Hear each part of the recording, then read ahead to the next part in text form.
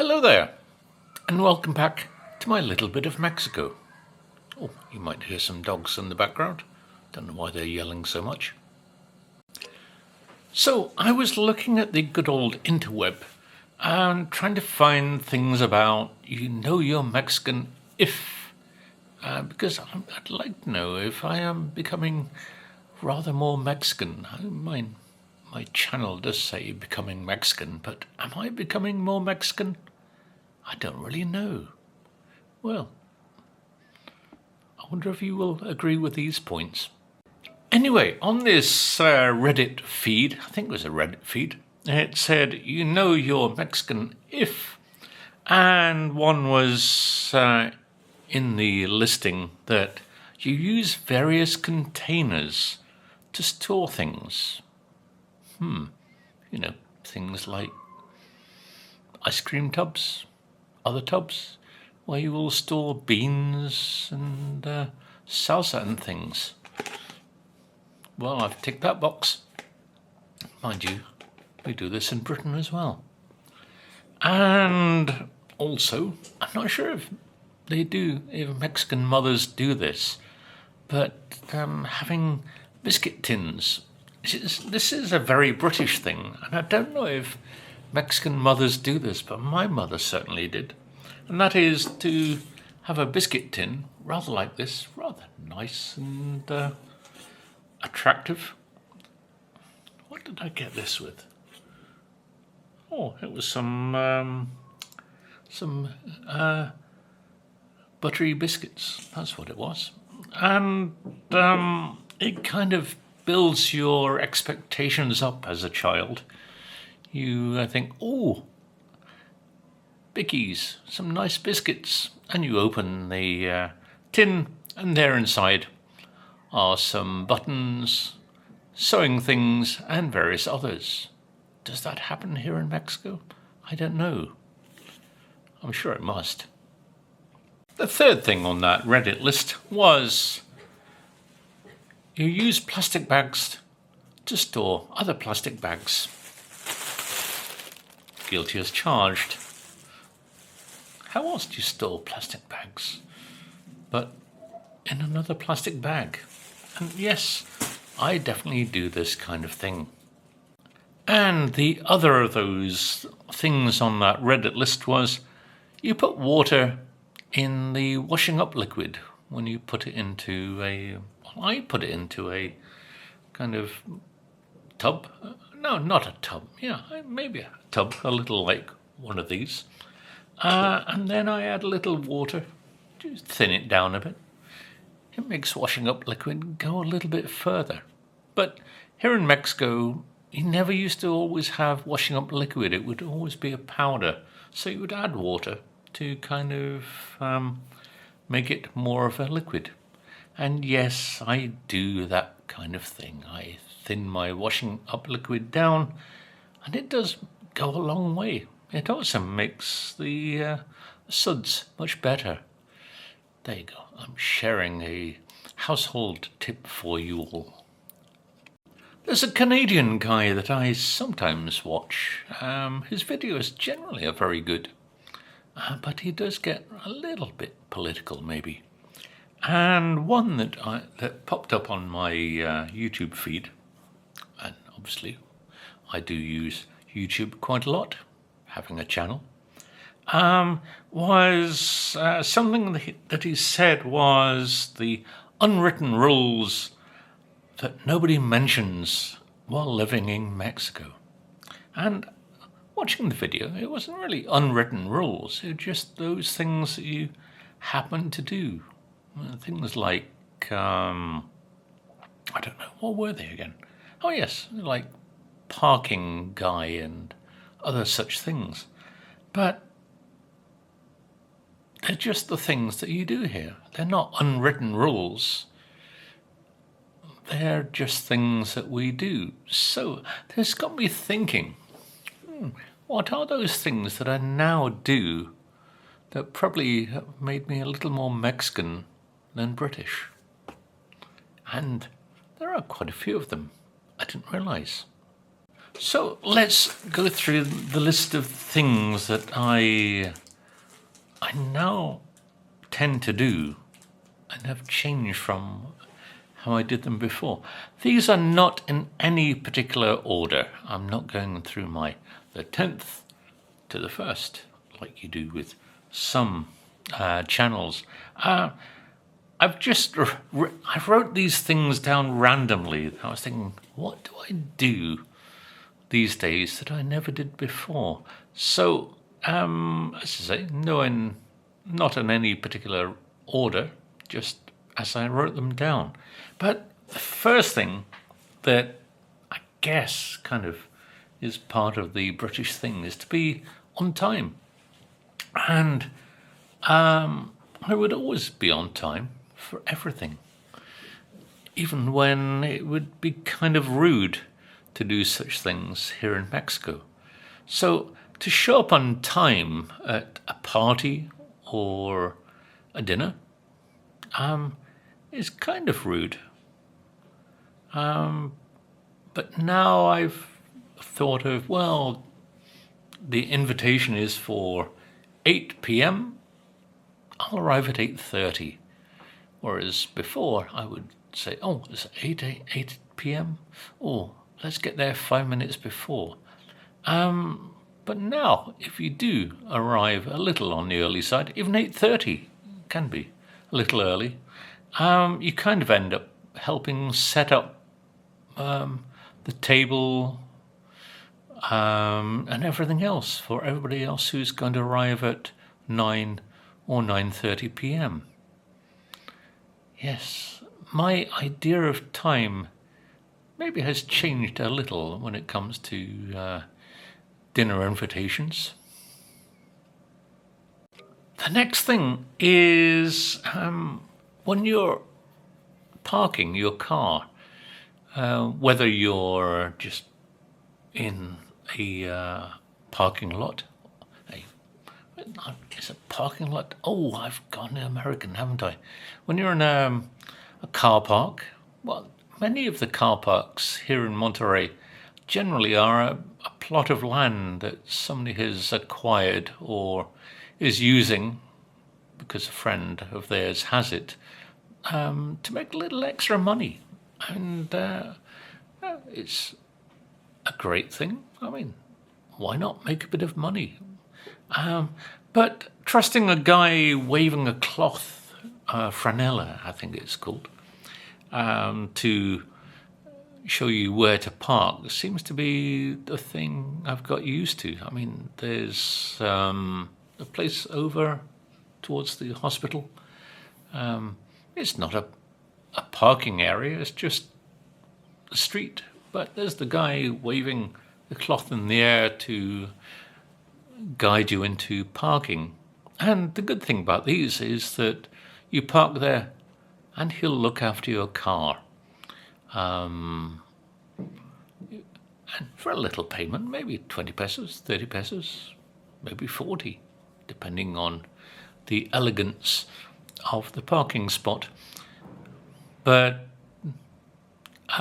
yes, you do it and you come back, your car is safe. I'm not sure what happens if you don't pay the guy. That would be interesting. I mentioned this in an earlier video from way back when, last year, that one should always have enough money in your pocket, or one's pocket, for an order of tacos. I mean, you don't know when you're going to suddenly have a craving for some tacos, so always carry enough. I mean, you might come across some great tacos de guisos, or early in the morning some tacos al vapor, but always have enough, as I did on Friday as I came back from the bank. I was near a taco stand. A train was passing across the level crossing. I couldn't advance for at least 10 minutes, so time for tacos. And that's the thing about Mexico. Tacos will strike you whenever you least expect. One should never throw away tortillas. I mean, they may not be of the liveliest consistency, but that is why chilaquiles were invented. So, they may be a little on the tough side, but cut them into strips, triangles, or whatever, and you have some chilaquiles or miguitas, as we have here in the north. And one should never waste a tortilla.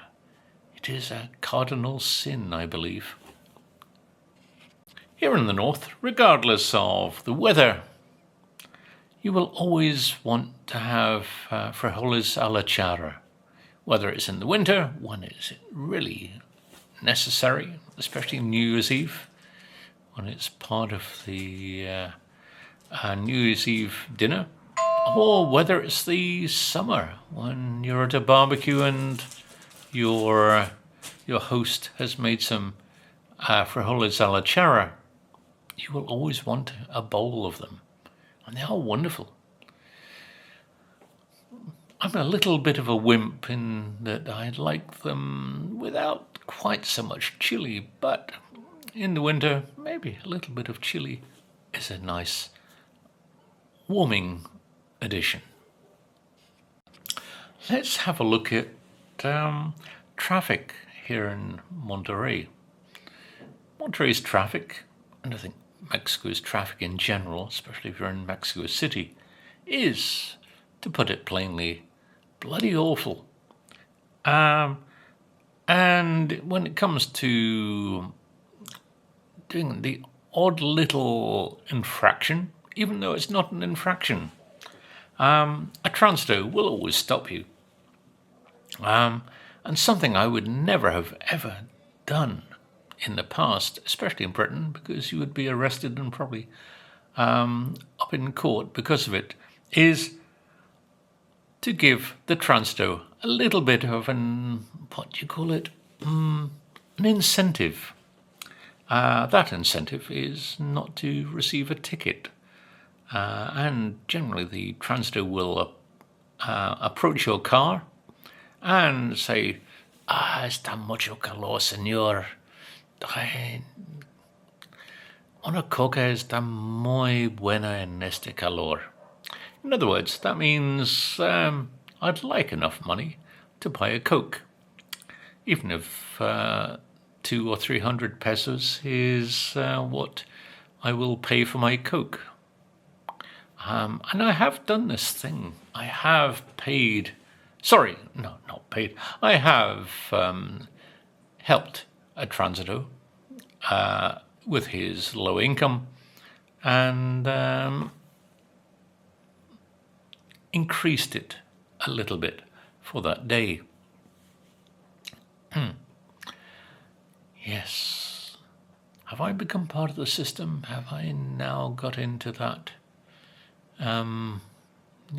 Anyway, another thing when it comes to travel and driving around Monterrey is the fact that in the past in Britain, when you approach the traffic lights and they change to amber, the orange colour, then I would stop because crossover, you would get a ticket because there are many cameras.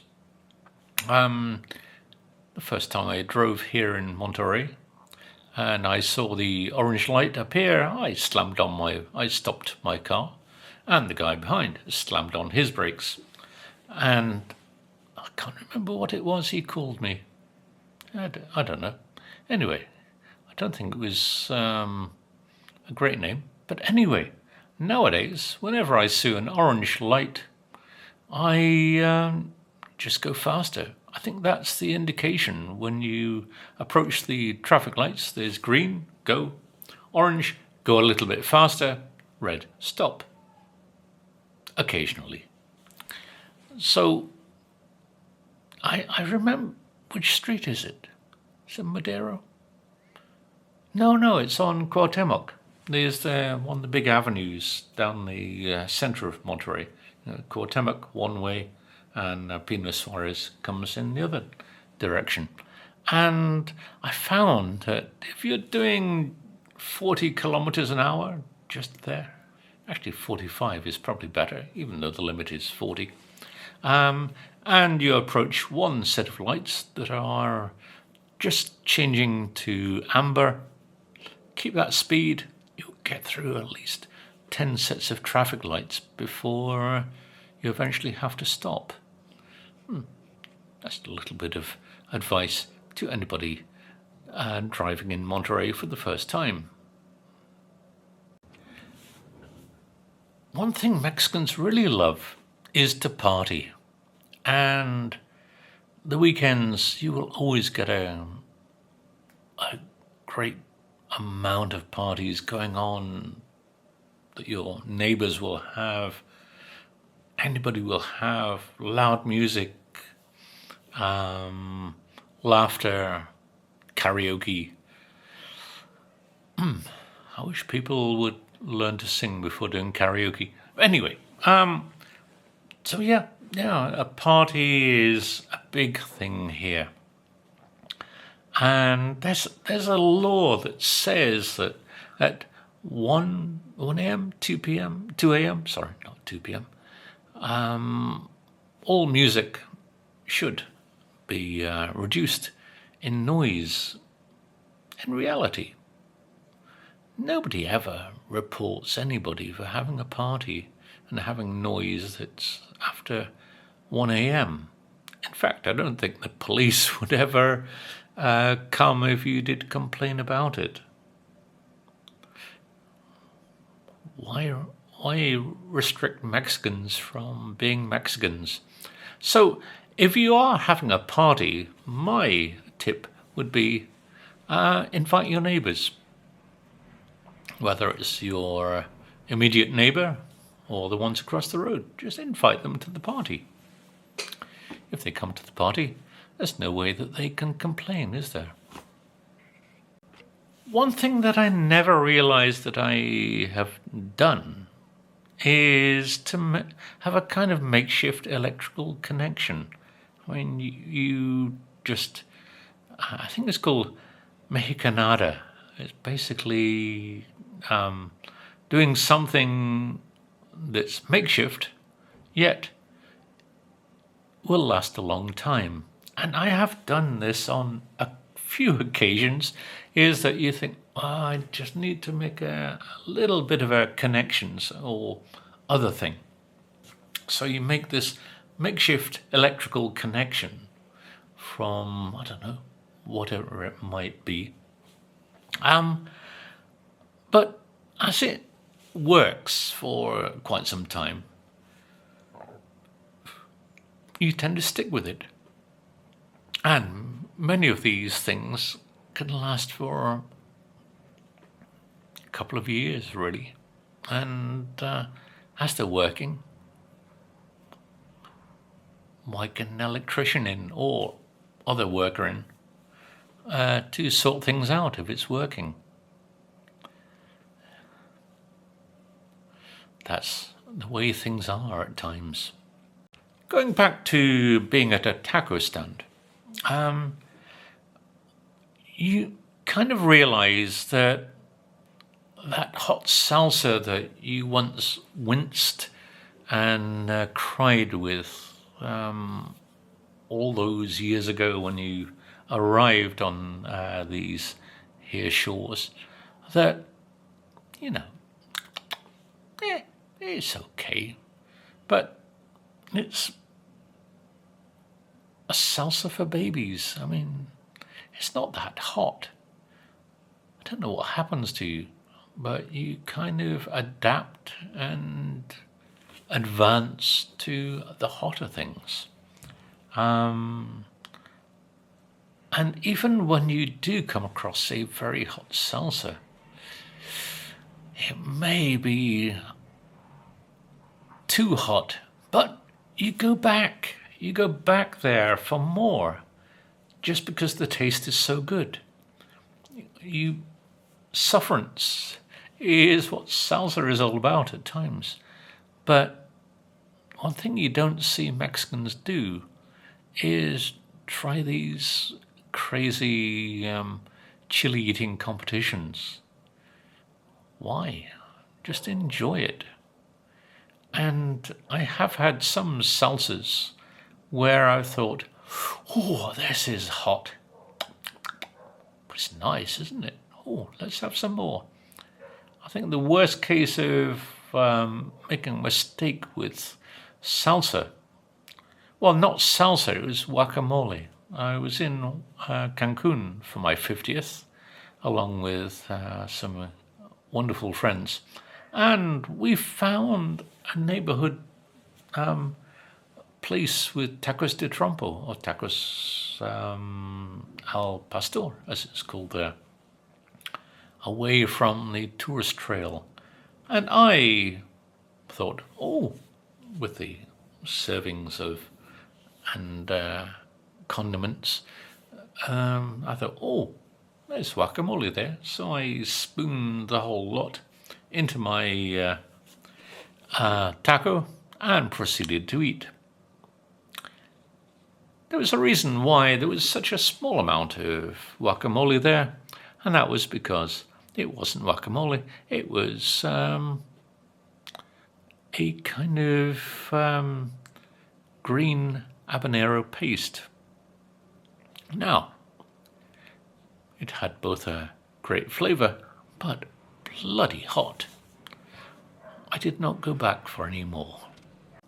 When I first arrived, I saw this size of bottle. There you go. It's known as a caguama, or in the south, a ballena, a whale. And I thought, oh, a bottle for the family to share, because after all it does say familiar. So I thought that's the family size. Apparently, sorry, something fell off. Apparently it's an individual serving, generally enjoyed by builders, especially on a Saturday after finishing off a construction. Generally 1-2 caguamas, and they're about a litre in size. Will be what the average builder will consume. I must say, I have enjoyed the occasional caguama or so, and yeah, I do like Carta Blanca in caguama size. For some reason, the beer does seem to taste much fresher. I don't know what it is. And the idea of the caguama is that you go to the depositor, having bought the bottle earlier and paid a deposit. And then each time you go back, you just exchange the bottle and come back with a new one. And yes, as I say, the beer does seem to taste much fresher than when you get it in a can, especially Carta Blanca. And one of those surprises recently was that you can now get Stella Artois in a litre-sized bottle. Well, 900 millilitres anyway. So, here in Mexico and Monterrey, you can get Stella Artois caguamas. That would please the average drinker back in the UK. When Mexican life becomes kind of a part of you, you tend to be more engaged with people. Something you didn't really, I certainly didn't really do in the UK. I mean, you regularly pass people that you probably don't know, and those neighbours you do know, and you will say good morning, good afternoon, and good evening to them, and they respond, and it's lovely. And you also find that when you're in a restaurant, or you go past people on a taco stand, you'll just immediately say provecho. They say it to you. You pass them by as you're leaving the restaurant. Even if you're passing people who are eating, you just automatically say, "Provecho, enjoy your meal." You don't do that in Britain. I don't think Americans do it either. It's just part of life here in Mexico. So, that's my list of those things that suddenly come up on you and kind of make you a little more Mexican than you were before. Anyway, thank you all for watching. Bye for now. See you soon. If I think of any other things that are more Mexican than British, I'll share them with you. Bye for now.